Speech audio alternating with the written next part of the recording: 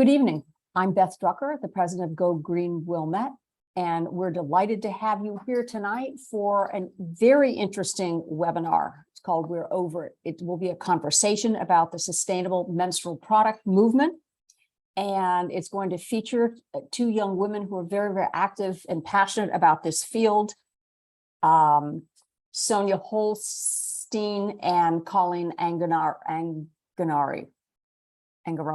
Sorry. So this webinar is also being co-sponsored by the environmental committees of the League of Women Voters of Arlington Heights, Mount Prospect, and Buffalo Grove. So I'd like to tell you a little bit about our two presenters. We have Sonia Holstein. Wave, Sonia, so we know who you are. Okay, Sonia is a storyteller, photographer, and reproductive justice activist. She recently graduated from George Washington University, where she studied journalism and sustainability. Passionate about women's rights, Sonia directed a documentary on reproductive justice in high school called Pro Women, and continued her work in women's health as a sexual wellness peer educator in college.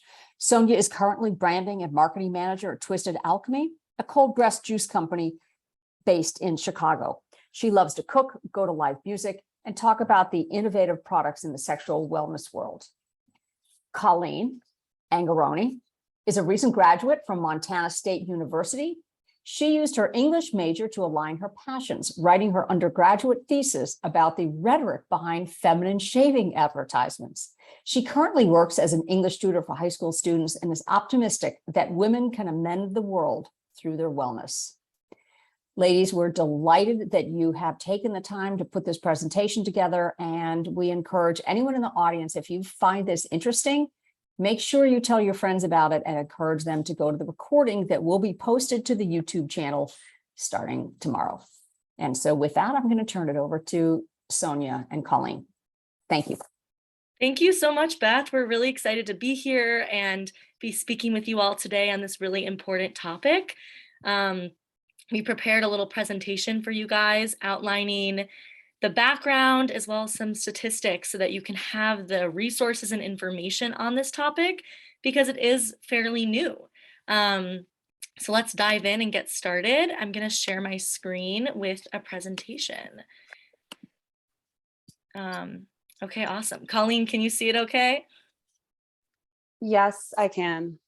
Looks great. Okay, fantastic. So this is We're Over It. Colleen and I came up with the name of this project, as Beth said, in high school.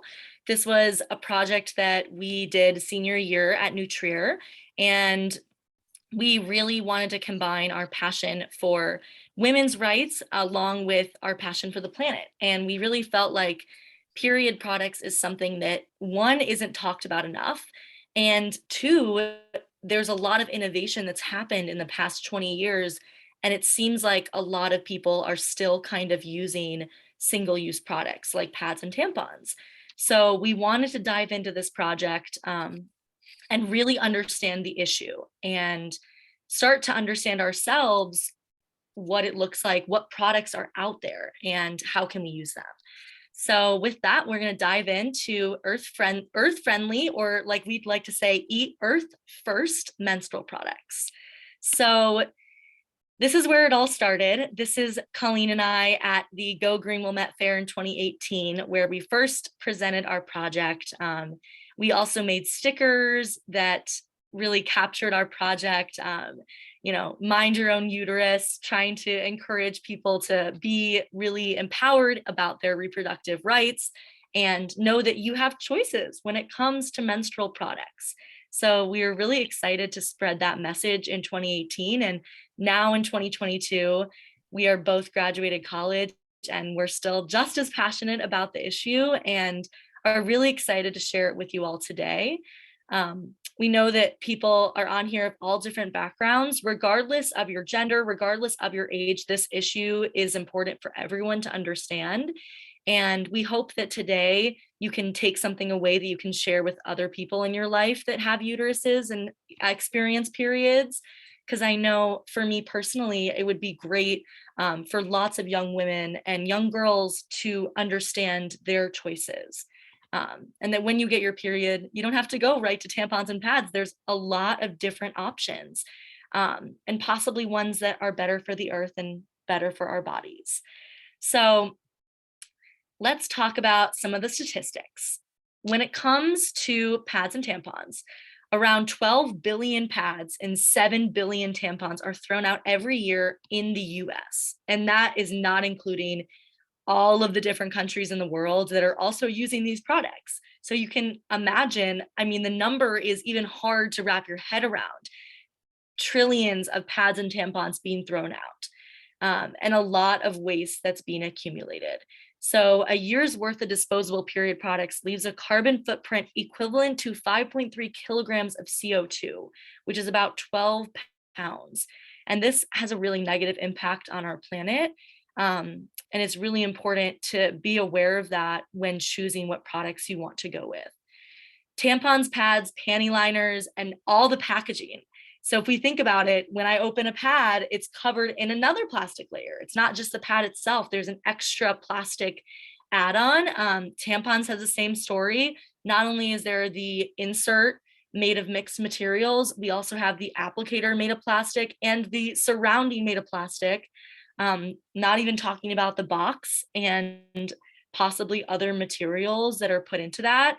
They generate a lot of waste. So 440,925 pounds of waste estimated annually. That's a lot. It's a huge push. And it's a high amount of waste that's being created. So these plastic and non-compostable materials that are from period products that are most commonly used, just thinking of the companies like Always, Tampax, these are the companies that are using those materials.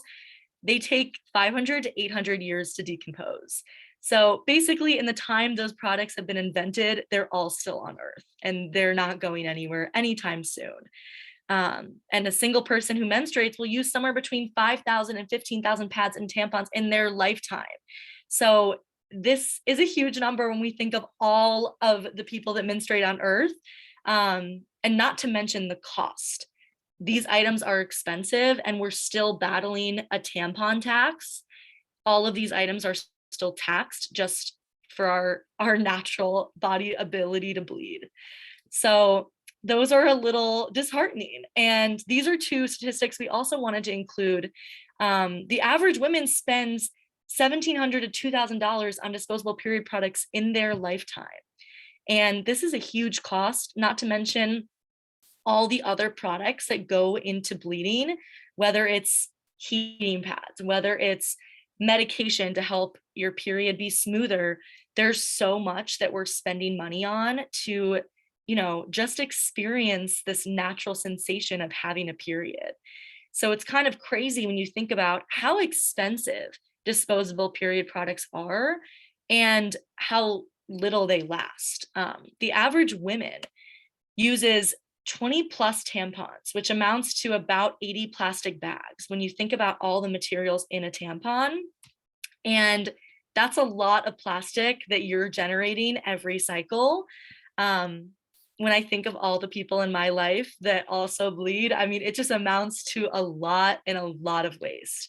And there are a lot of companies that are thinking about this and are trying to innovate and make a big change. So it's really exciting to be seeing this issue, knowing that it is creating a lot of waste, but also knowing that there are solutions out there. So we're going to dive into that after we watch a little video. Oh, sorry about that. We're just going to go back. And there we go. Here is a What's TED in the Talk pad? we're going to listen to. Most of us would like to believe it's cotton. This is a regular Cora cotton bag put against a sanitary pad. Just notice the color difference. If sanitary pads, or even tissues for that matter, came in this color, we would think it's old stock or it's expired. Hence, they add bleach. We all know what kinds of chemicals are there in bleach. Now, period blood smells, so they add fragrance, more chemicals. So what's really in the pads when you look at the wings, the leak lock systems, the dry weave cover? It's just more chemicals, more plastic, some more chemicals. Most of the pad manufacturers do not put the list of chemicals on the pad, even despite our continued effort in that direction. What does it really mean is itchiness, dryness, soreness, and all kinds of discomfort in the short term. But in the long term, it means lifestyle diseases and disorders. I don't want to name them, you can Google it out. In short, bad for health. Now, health and environment are two sides of the same coin. So what's bad for health is also bad for the environment. Let's do some quick math. Typically, a woman uses about 10 to 15 pads in one cycle. Multiply that by 12 for the entire year. Multiply that by 40 for the 40 menstruating years. And now multiply that by the number of menstruating women in India, 355 million. It's just mountains and mountains of waste. Where is it all going? The landfills? Each pad contains so much plastic that it will last at least 500 years in the landfill. Technically, it means that every pad, or even diaper for that matter, that was ever produced on Earth is still on Earth. We can flush it down the toilet. Some people choose to do that. Now, these pads are extremely thin, and that's because of something called as polyacrylate gels. They're nothing but tiny beads which expand only when they absorb liquid. So if you flush it down the toilet, it continues to absorb, it continues to expand. And somewhere down the line, it'll block a drain. 80% drain blockages in the city. And that's all we're going to listen to just to get the best information out. But you can feel free to find her TED Talk. It's on YouTube. And we can also send it out. But it's just a really good kind of wrap up of, first of all, what's in pads. She didn't even dive into tampons, which is a very similar chemical makeup. But it's basically plastics and chemicals. And women are wearing these for hours and hours at a time, and we don't even know what's being put inside of our bodies. And they don't have to tell us. So it's a frustrating issue. And it definitely makes me frustrated that I can't see what's inside of those things. But I'm really glad that there's other products that tell you exactly what it's made of and won't exist on Earth for hundreds and hundreds of years. So we're going to dive into that. What are the options? I'm just going to start us off a little bit talking about my own journey with eco-friendly period products. I got my own period when I was 12 years old. I remember immediately being shown tampons and pads. That was all that I was shown. I used those for many, many years. I used those until I was 18. And then when I was 18 and me and Colleen started this project, we emailed, I think it was about 25 different companies that work in this space. And we asked if any of them would send us samples because we wanted people our age to try them and see how it went. And so Lunette, which is one of the menstrual cup companies, ended up sending us a box of about 30 menstrual cups. And we were able to distribute those to friends of ours and use them ourselves. And that's when we both started using the menstrual cup. And I have been using the menstrual cup ever since. I've been using it for 5 years when I experience a period, and it completely changed my entire experience with menstruation. I not only did not get cramps anymore, I used to have terrible cramps and I would have to take pain medication because it was so bad. I didn't get any more cramps. I wasn't creating waste. And after about 3 months of using the menstrual cup, you really get used to it. You get used to the process. There is a little bit of a learning curve. And once I got over that, I was able to use it easily, find out what worked for me. And not only that, but you can have a menstrual cup in for over 10 hours and there is no danger of toxic shock syndrome. So it really changes the game in terms of making the time during your period as easy as possible.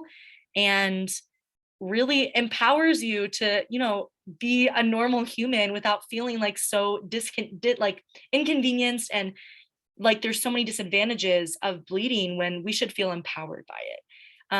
So that was my own experience with the menstrual cup. I'm going to pass it over to Colleen to talk more in depth about the cup and some of those other options that you have on the table.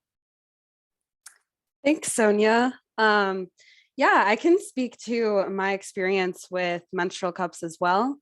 I actually started my period when I was 12 years old as well, and was using conventional period products.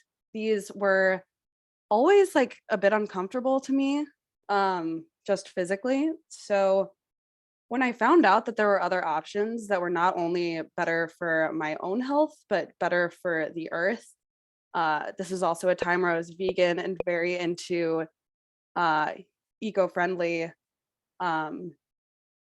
like routines and practices. So I started using the Diva Cup, and the thing that I found the hardest about using one of these is that you have to find the perfect fold for your own uterus.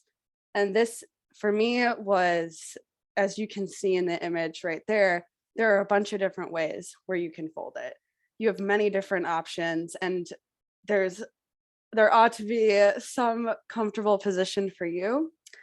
One thing that I found is that you have to wait for the cup to like fully suction so that you can know that it's filling up with blood, and then you can easily take it out, pushing it in with your fingers and taking it out. You might worry that there will be a mess. When I first started using these, I totally worried about there being a mess, but it comes out straight down. And then you wash it, you wash out the blood, and then you can use it again. Between uses, between periods, you can use them, and you can boil them to clean them, or you can wash them with a antimicrobial soap, which is also great. As far as the affordability of menstrual cups, they're $20 to $30. I personally use the Diva Cup. Some use Lunette. They each have this plastic stem that's made of silicone, latex, and yeah, they're pretty cool. They're cost effective. Basically, you can use them for 6 years with proper care, and that'll last you, I think, 2,400 pads or tampons if you save, and that'll save you so many plastic single-use products. All right. So there's also this huge stigma against inserting menstrual products in different cultures. There's a lot of misinformation that inserting something into your vagina will impact your virginity, or that it's unsafe. This is not necessarily true, but if you are uncomfortable inserting a product like the menstrual cup into your vagina, then you can also use period underwear, which we'll talk about in the next slide. Period underwear came to me as like a complete hallelujah. I think these are a really cool product, especially if you just want to be in your pajamas and like be comfortable. I know a lot of women, I know a lot of people who sleep with their period and have pads, and oftentimes those bleed through. Period underwear is a great option because they don't bleed through. They come at $15 to $50 a pair. They can be on the more expensive side, but again, when we're spending $7 a box for tampon, it's saving you a lot of single use as well. I also want to say that speaking to these products is never coming from a place of blame, but like always compassion. So talking about it will end the stigma. Yeah, so these are easy to use. You wash them until water shows clear, and then you throw them in the wash, simple as other clothing would be. There's some cool products that we've listed below for those. Yeah, and I also want to say there is a thong version. So if you're someone that wears leggings, or like you have a daughter or someone in your life that wears leggings and would prefer to use a thong or no-show underwear, they make a version like that. So it's really easy to use too.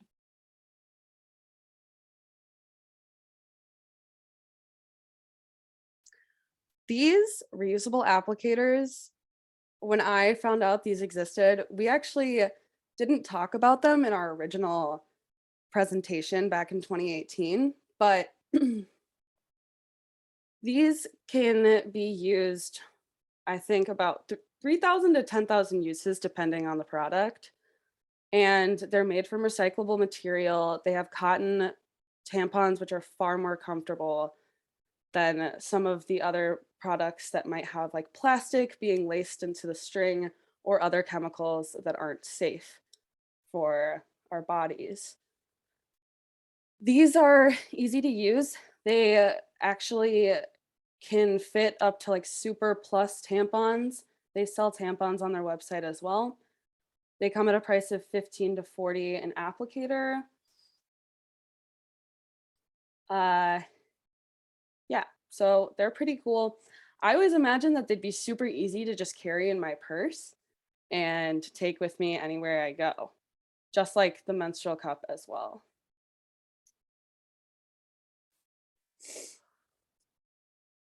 Finally, we have the menstrual disc. This is a product that I'm less familiar with, but I think it works very similarly to the cup. But here you would insert it, maybe a little bit more difficult to insert based on reviews that I've read, but it fills as period flows out of your uterus. And these are also similar price range, $15 to $40. They aren't single use, some can be, so you have to shop for the reusable silicone options to make sure you get the most out of your product and the most out of the eco-friendly component. And something to note about this one is it can be worn during intercourse, which is one of their main selling points. I know that the menstrual disc is it's newer in the past few years. Flex, the founder, has been in a lot of press, so it's definitely gotten a lot of attention.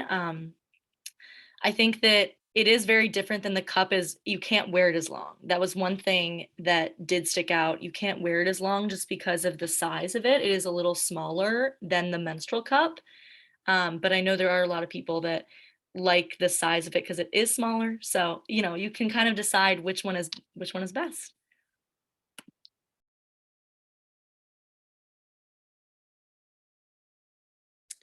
There are websites that you can search for the right period product for you. This site, Sonia and I found, Period Shop. It has answers to all your questions about the different sustainable options out there. So as you can see, even in that little screenshot, all of the different types of things that you can use. There are so many options. Yes, so many options, and you can buy them right on this site. So it's actually started by a very strong advocate in the community. She's also, I think, a sex therapist as well. It's called period.shop. That's all you have to type into the browser. And it has a quiz where you can go through and find out what product is best for you. What are you looking for out of an eco-friendly period product? And it's a really great resource that you can send people in your life to help guide to the right product. And it's a great thing to have and use. So that is the end of me and Colleen's presentation, and we now are gonna open up the Q&A. We would love to hear any and all questions from you all. So this is a safe and non-judgmental space to ask questions. We are completely open to answer anything. If you have a question, related to someone in your life or for yourself, or question about the products we mentioned, throw them in the Q&A function. Okay, great. Thank you. Can you hear me okay? Yeah. All right, so I took notes. I've got a lot of questions. Our first question in the Q&A, again, anyone who's on, please be sure to put your questions in the Q&A. Seema, who started Go Green Vernon Hills, once had a question that I had too. What materials are the menstrual cups made of? So almost all of them are made of 100% medical grade silicone. So, I mean, they source the material to make it 100%. It's 100% silicone. I know that they've done a lot of tests on how that impacts your body, and because it is medical grade, it's safe for insertion and it lasts a long time, and it's reusable and it's easy to clean because of that. Okay, follow-up question to that. Is it the same material that's been in breast implants that's been problematic? I don't believe so. Colleen, do you have any information on that aspect? I'm not sure myself. I'm not sure myself either, but I can certainly get back to you on that question. Okay. Yeah, I think what we always have to ask is, well, is it now that we are recognizing that tampons aren't just kind of clean, pure cotton, that there's a whole lot of other stuff inside. So the question is, okay, so what's better? Yeah. Okay, Sheetal Pandit, she's from Go Green Northbrook. Thank you for joining us. Is it safe to wash it with tap water and then to reinsert? Yes, it is. I do it all the time. That's exactly what we recommend. Personally, I try to use hot water because it is a little bit more bacteria killing. And then what I usually do is during a cycle, when you're using it day to day, you can use tap water, you can use whatever, when you're in the shower, that's the easiest time to just clean it out, reinsert. And you can absolutely use tap water. And then what I do is usually, like, once the cycle is over in a month, then you can boil it to really clean it everlasting, or you can use one of those antimicrobial soaps that Colleen was talking about. They make washes for menstrual cups, and you could do a deep clean at the end of the cycle. But it's not something that you would have to be super concerned about in the day-to-day use of the menstrual cup. You can easily use tap water just day to day. Okay, thanks for that question. Now, I would imagine, though, I know that one of the things I've heard that's interesting is the opportunity to make these products available to women in third world countries that cannot afford regular period products, that don't have a place to dispose of them, and don't have a source of clean water. So have you heard how that's been handled in other countries who don't have a reliable, clean source of water? Colleen, I don't know. Do you have any insight on that one? I know that they've been doing a lot more period underwear rather than menstrual cups, I believe, but I think that was a big part of it, is that the underwear is a lot easier to deep clean because it's cotton. You can just wash it like you would clothing. But I don't know that piece, because there are so many places that don't have clean water. That's a really interesting question to bring up. Yeah. Okay. Yeah, I know that in a lot of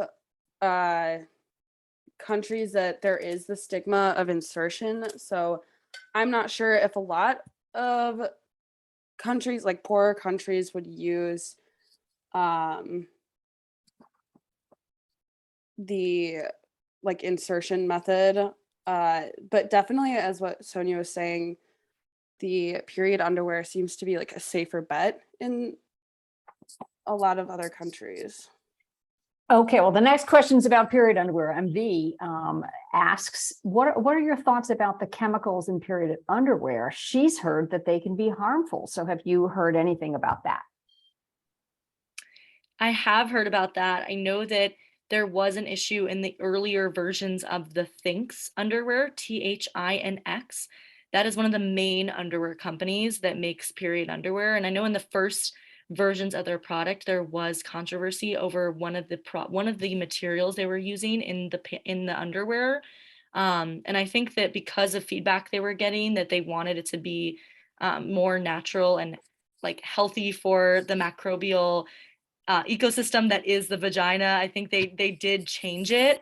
And so I think there are certain companies that have different makeups in the material of the underwear. I know the more expensive ones, I believe, are 100% cotton.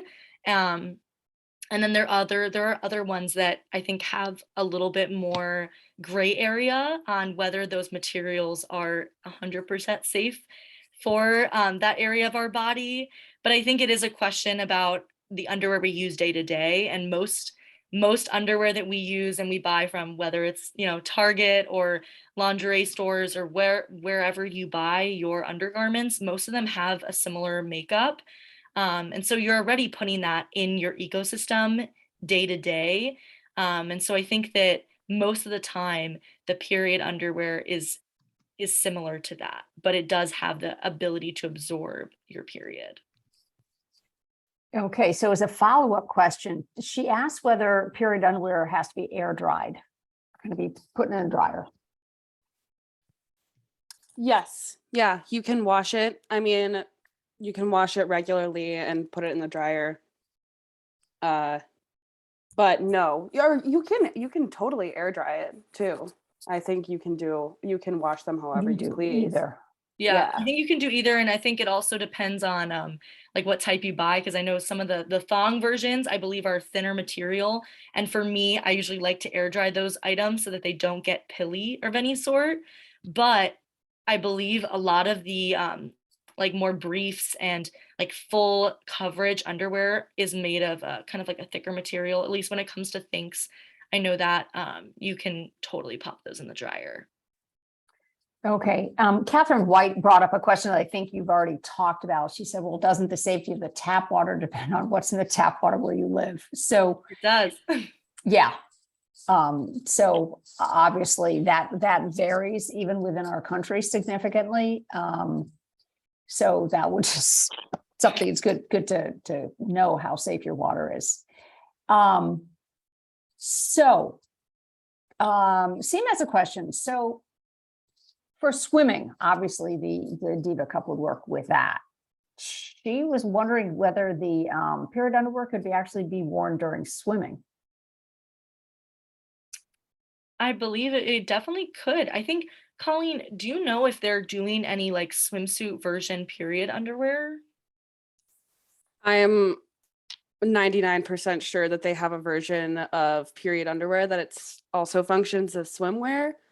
I personally wear regular underwear at times swimming. So they can be worn. I mean, just as like with other regular cotton underwear, it wouldn't bleed through into the water. Well, I guess it depends yeah. on flow. It depends on flow. Yeah. Right. Yeah, I think that's a good point to bring up. And I would say most of the time, I mean, I think when most women that are using disposable, they would probably go to a tampon when they're going swimming. And I think that's also why the disc or the cup are great, because you can use those and swim easily. But I'm sure that they're doing some period underwear versions that are swimwear as well. And I do believe when we were looking into they make reusable pads now that are made of like a cotton that you can clean. And I believe those are also waterproof. So you could use those as well. Okay, great. Kim has a question. I know she has a college-age daughter. So say you're sharing a bathroom with lots of people in a dormitory. Any advice as to how you would manage that in that kind of a setting? You may not have access to boil it, for example. Any tips? Yeah, Colleen and I can totally speak on that, being recent college grads ourselves. Personally, I am a go-to with the shower. I think that you can always have a quick rinse to start the day and end the day, and that's the perfect time to change out your menstrual cup and clean it out real quick. It's a very easy mess-free time to do it as well. So I think the shower is a good go-to. But then if you are, wanting to boil it and you don't have the space to do that, that is kind of another layer of an issue. You could use the cleaner instead of boiling it, because those cleaners will do just as much of a deep clean as boiling it would. And they're pretty inexpensive. On a lot of sites that make menstrual cups also sell the cleaner. And you can also turn to a different reusable option. Like reusable pads could be a little bit more discreet for you if you wanted to just, pop them in the laundry when you do your laundry. But that definitely makes it a little more challenging to be sharing a bathroom, and trying to be creative with when you do it and the space you're changing can be helpful. And I know it can be also stressful because I've had times when I was in a public restroom, not sure what to do with it. And I would say there are a lot of bathrooms. I think they're becoming more like, instead of it being a bunch of stalls, it is just a bathroom you can go in by yourself. So trying to use one of those when you can. Colleen, any other tips you're thinking of with that? I know it's a hard thing to navigate. Yeah, I think that, I mean, to end the stigma around our periods, it's important to kind of do your thing and not care about what other people think, I guess, as much. I think that, you know, even with pad use and like tampon use, people are still messy with those things. We see it all the time in public restrooms. It's the same thing as like blowing your nose and, you know, some snot going somewhere. You don't know necessarily, but, you know, as a personal user, you just have to do your best job to clean it up and not spread any sort of infection that way. Okay, Kim Rohde wanted to know whether you each have any favorite brands that you can recommend. We do have our favorites. Go ahead. Personally, I think the Lunette is a great, more affordable menstrual cup. They're really high quality, and the piece at the end that Colleen was talking about, which is how you pull out the menstrual cup, you can cut it to be your desired size. So if you have a more shallow, like vaginal opening, you can cut it to be shorter, or you can leave it longer depending on your preference. And I really like that customizable feature, and I like the price. They're cheaper than the Diva Cup. The Diva Cup is usually what people are most used to because they sell them at drugstores in America, which makes them really accessible. But they are more expensive. And although the silicone is great, I do think that there are other companies online that are more affordable. But I have used the Diva Cup myself in the past as well, and it is a solid choice. So I would say for menstrual cups, those are my faves. Colleen, what you thinking? I think menstrual cups are my favorite too. I think that they aren't as messy as you think they'll be until like you figure out the right way to insert them. Also, medical silicone, I've found out from a Google search that it's meant for short-term insertion, so that would be like up to 12 hours. So it doesn't seem to be the same material as breast implants, which are not short-term. They have liquid in them, which can leak. So that's where the problem is. So I do think that Diva Cups are the most affordable and environmentally friendly option, and also the most earth-friendly option as well. So tampons can always leak. Does the Diva Cup or do the menstrual cups leak? Very rarely. If it's in right, it won't leak. Even if you have a very heavy like day 3 experience. And I always had really heavy periods myself. I think I barely ever had leakage.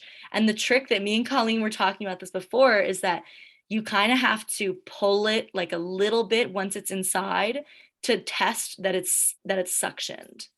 And that's the best way to make sure that it's in right, and you really won't have leaks.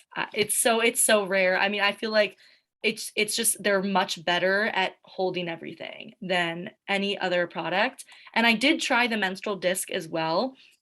The Flex, it's a great company. They do make a disposable version, so you have to be cautious about getting the right product.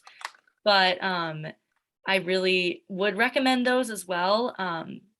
But the menstrual cup is the most reliable, and it can hold a lot more than the disc. Okay, what is it like for a 12-year-old to try to insert it? I think that it would definitely be a learning experience just as much as a tampon is. I mean, I know that Right. when we're young, it's really hard to even like figure out how to use a tampon, figure out like if it's in right, is it in like too far, too close? There's a lot of hiccups there, and I think it is very similar with the cup. But I think that because you do have to be a little bit more hands-on than you would with a tampon. It could be a little bit more intimidating. I would say that. But I think that if we can destigmatize the conversation about it and present options to young women, I think it does open the door for them to feel more empowered about their period. And I think that would make it a lot easier in general to feel like bleeding is not only normal, but it's welcome and it's a cool thing that women get to do in a way. Okay, I've got a question. What about the sporty set who like to camp and hike and be away from bathrooms? How would this help or make that difficult? Menstrual cups.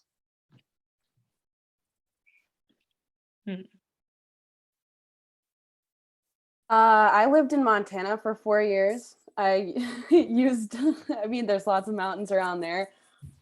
I can say that I had brought my wash with me before, and you can take your a regular paper towel or washcloth with you to you can dump out the blood and then wash it and take that with you. I've done it once before and it hasn't, it's the same thing as going poop outside and on a mountainside. You just have to kind of cover up your tracks and you can keep going and then insert it. And it's been hard for me to ever feel the menstrual cup inside once you find the right fit fold, I guess. When you think, your statistics that pads and tampons take 500 to 800 years to decompose, that blew my mind. I think it's even more than that. Yeah. It's I think it could be unbelievable. 10,000 to millions of years, even more than that. Incredible.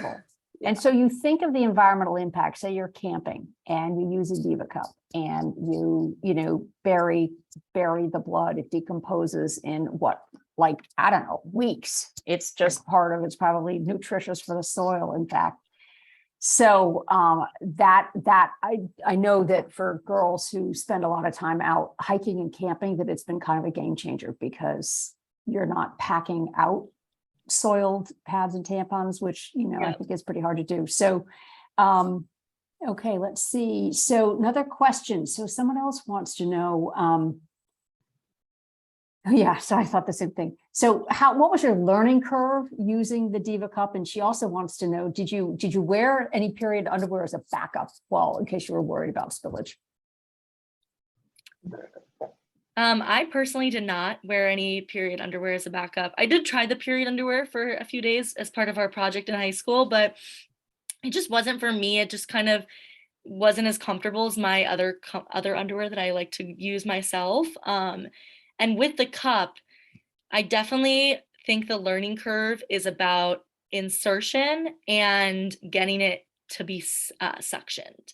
And also kind of playing around with how it feels inside. And you do kind of have to figure out, like Colleen said, the right fold. And personally, I do the C fold, and we can go back and just kind of show that image because I think it is really helpful to see all the different folds. So I use the C or U fold, which is just the one on the far left top row. And that's the one that usually they have as an option on the box, that or the punch down. But there are a lot of other options, as you can see, of how you can fold it. And then you have to kind of get used to folding it and holding it while you're inserting it, because it has to stay folded while you're inserting it. And that's how you get it to, once it's inside, it pops open. Because the silicone is a thick layer, it holds its shape. So when you insert it folded, it then pops open. And that's when you can kind of wiggle it using the tip of it to get it to suction right. And the other thing is taking it out. People are always intimidated by taking it out.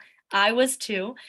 But if you realize that it's suction, the way you release suction is just going up the side of it and kind of releasing the side of the menstrual cup, and then it'll pop out once you pull the end. But you kind of have to get comfortable and, putting your fingers up the side so that you can loosen it and then get it out. And that does take a little bit of learning. Yeah, I can imagine if you're trying to help a young 12-year-old. I mean, that's, I also think, where if people talked about it more and it was an open conversation with, women and girls who were experimenting, it would be wonderful to get tips like that. Which is part of the reason why we wanted to have this webinar, is to bring the conversation into the light of day. Someone else who was on the webinar said that they had family members that did have toxic shock syndrome. And so she likes the idea of non-synthetic natural fiber products like organic cotton. Can you speak to reusable pads? She thinks that's a healthy and good long-term practice. So reusable pads, you talked a lot about period underwear. What about reusable pads? Yeah, so reusable pads are a little bit newer to some of the big companies in the game. I know that Hello Period, which is one of the big companies that makes a lot of reusable products, they've launched a couple different reusable pads. And almost all of those are made of 100% cotton fabric. And I know they have a way they fasten to the underwear like a traditional pad would. I think it's like an elastic band that you can tie around the underwear inside to make it stay in place.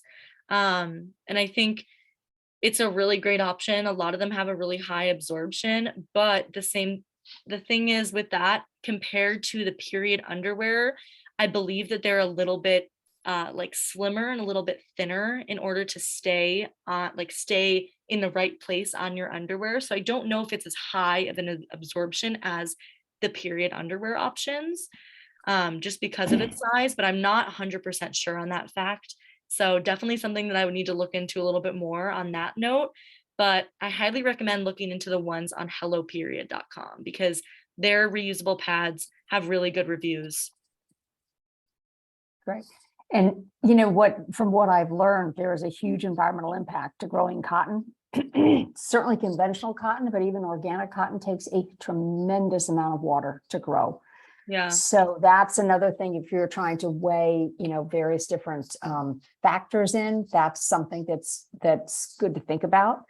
There's an interesting film that I'm sure you girls have seen. I think it's just called Period. It is set in India. True story of a man who wanted to help women who could not afford menstrual products and who started a project.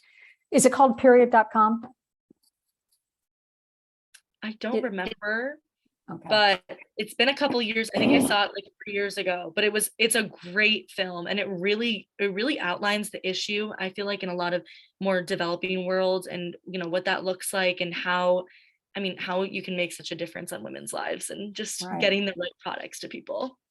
But of course, I was also thinking about how, first of all, the taboo in India, people they could barely talk to other women about it. It was very interesting to see that. But the film did not talk about how these single-use pads that they were making themselves, so they were much more affordable, were ever going to get disposed of. That was absolutely not in the film. So I was wondering about that. Do you know of any organizations that provide menstrual cup products to low-income women that just donate them? Is there a way that listeners could get involved, send a donation to an organization that would allow women to take advantage of this if they didn't have an extra $30 to buy one? I know that there is an organization that hits all those buttons, and we did research it before. I don't remember the name right now, but we can give it to you and you can send it out to all of our attendees. But I also know that the store that we highlighted on here, I think it's called period.shop. They have a whole program where they donate reusable products to developing countries in the world to help like women go through their periods, and they only do reusable products. So I think they're a good organization to check out. And if you want to learn more, they have not only a lot of resources, but they also do make an impact positively. Great. One more final note. about the reusable pads is that despite like people living in poverty who don't have access to clean water, these can be used with dirty water as like rags to clean or to be used for other purposes as well. So it doesn't just have to be periods, but they can be cleaned in more unsanitary water, maybe used for different purposes. So it's not just your period, but some of your like activities that you need to do just to be a person outside of that. That's a good point. So Kim helped us. The name of the movie is Period Dot End of Sentence. And it's about 30 minutes long and quite interesting. Okay, got a question. Of all the brands of tampons, I remember it is Kotex always had the single-use plastic tampon applicator. Does that still exist? Are people using those? Yeah, I remember those. The Kotex, they still sell those, and they still sell the individual tampons. But I will say, I know that they've had their ingredients on the box in some times, but I don't know if they put the ingredients of exactly what's inside of their tampons. So even though they do have the applicator separated from the actual tampon, I don't think that they're still not as transparent as some of the online brands that are offering a more transparent ingredient list on what's inside of their tampons. But Kotex does still sell those, and I used to use those before I used the cup. And they're then wrapped in plastic. Is each one individually wrapped in Each plastic? one is still individually wrapped, which that's a big issue with a lot of them. I mean, a lot of them are coated in plastic in every corner of the packaging. Yeah. So as we get more and more aware of the problem of oh, wait, hang on just a second. So I'm reading the questions here. Someone says, added in follow-up comments my earlier question. So someone else had talked about trying to help a 12-year-old. So a viewer said that she recommends using boiling water from a microwave or an electric kettle in a small Tupperware-like container, although I might do glass actually, letting the cup soak in it easier in the dorm. Not sure I'd put boiling water in plastic, but if you could have a glass thing, that would be great. And a guest said that their 12-year-old started with pads and then shifted to tampons very early and then to the cup. It took a little while to get used to the cup, practice for over 2 months, but great because she's very active and outdoorsy and camps a lot. So yeah, she also knew it was period end of sentence. Okay, well, so to our viewers, thank you very much for spending an hour with us to talk about a topic that does not get talked about enough. It was so wonderful to be able to track down Sonia and Colleen 4 years later. That's through the Mom Network. And to be able to have you two young women come and share your knowledge and your passion with all of us. We really, really appreciate it. So I just want to remind those of you who watch this webinar, you'll get a follow-up reminding you that the webinar will be posted to Go Green Romette's YouTube channel, where you should be able to find it under the 22 playlist. And please tell people about it and encourage them to go to the YouTube channel to watch it and bring the conversation up, start a conversation about this, because there are a lot of women on this planet and what we do every month really makes a difference. So any closing remarks, Sonia or Colleen?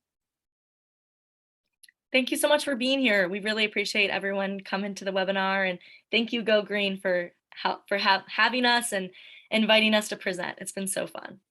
Great. Thank you very much as well. It's been a really fun time. Okay, great. So with that, I'm going to